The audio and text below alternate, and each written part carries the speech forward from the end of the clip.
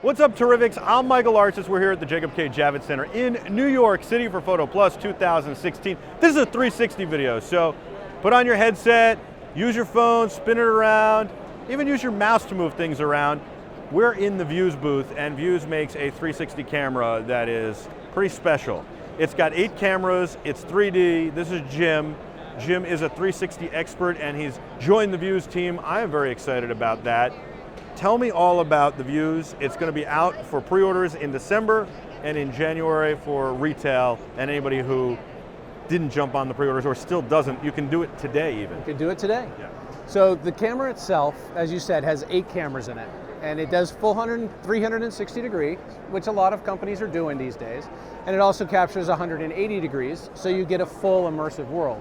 What we do different, and the first time at a consumer level price point, is we capture in 3D. And we use lens pairs. One is your left eye and one is your right eye, to simplify it that way.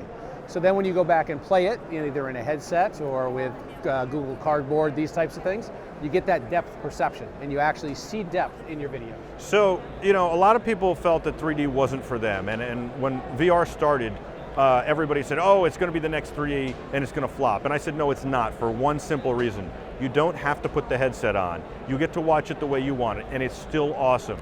And when you add the 3D element, even if you don't have the headset on, you don't need the glasses, and it gives you the depth. So I've seen this, I really like it, and I think that it's a differentiator between all the other cameras out there that I've seen, including this. We're currently using a different configuration. This one's a GoPro setup. It's a nice setup. And it's a nice setup. It's a high quality setup. Absolutely. But it doesn't give me 3D. That's right. And it also doesn't give me 4K in each eye.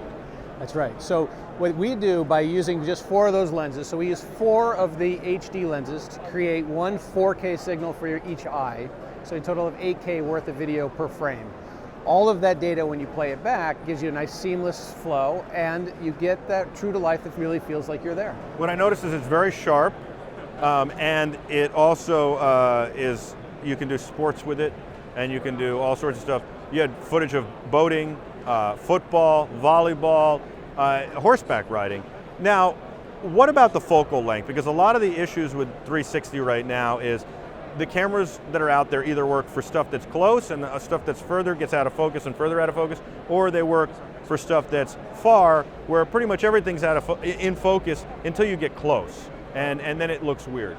Yeah, so what we do is we capture everything from 1/2 meter to infinity in focus.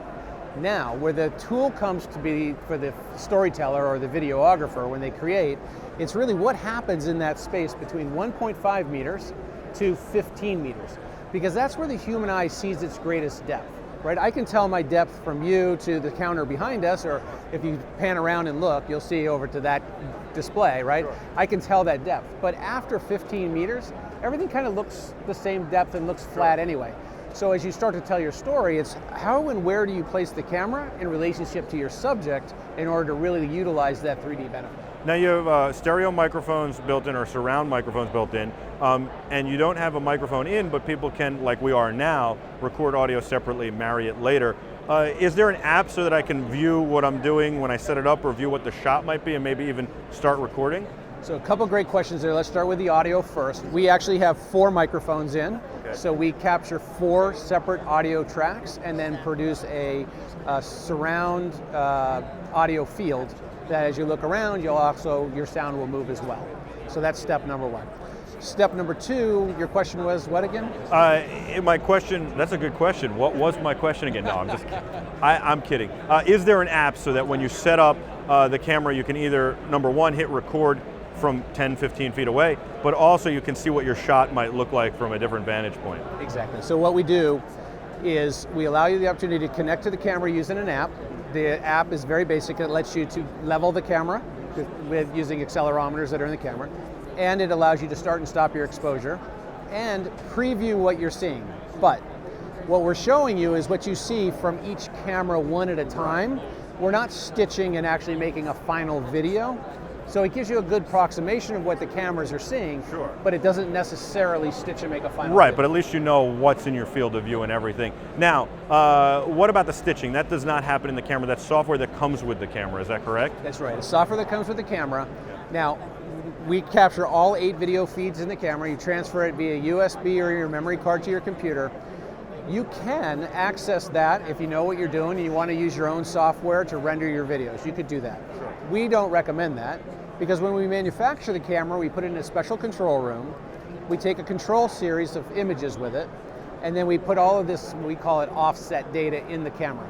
So when you take your card out and you put it in your computer, we not only in the stitching process, but we also know exactly what that camera is capable of seeing, and we can apply those corrections as well during stitching. Sure. So we can stitch very quickly, about 1 minute to stitch 1 minute worth of video. That's excellent. Yeah. And it knows exactly what to stitch, and these are fixed cameras, so it's not like they're going to shift or change. So it's actually a good setup. I like that a lot, and that comes free with the camera, the software. Comes free with the camera. Mac or PC?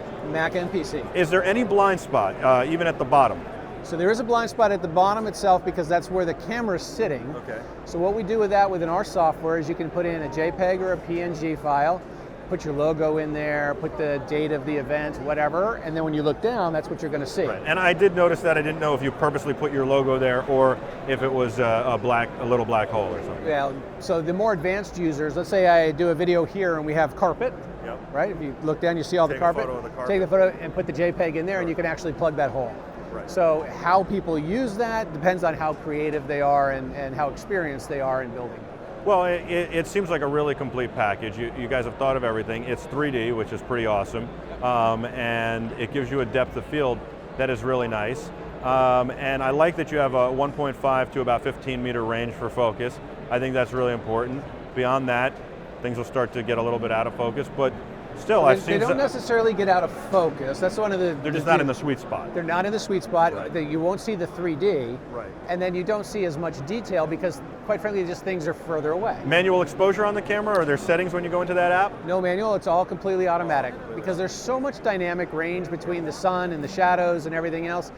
Let the computer average everything out and you'll get your best results. The company's HumanEyes. It's called Vuze. Out in December for the pre-orders. You can do that now, and of course January on store shelves. That's it. Yeah. Jim, thank you so much. I look forward to doing a demo and a review on it and showing people what we find it's capable of and doing a lot more with you guys. If I don't see you before CES, have a good holidays and a happy new year, and I'll see you then. Sounds good. I look forward to seeing you at CES. Absolutely. He's Jim, I'm Michael, and you are the Terrifics. You make BeTerrific special at BeTerrific TV on all social media. Connect at BeTerrific.com for your wonderful positive feedback, and of course to join our Slack chat, us, you, and the rest of the Terrifics, 24-hour real-time conversation. Don't forget, we've got the Michael Artsis Show Monday through Friday, 4 to 5 p.m. Eastern Time live, and of course a whole lot of live event coverage. Until next time, I'm Michael Artsis. Be terrific.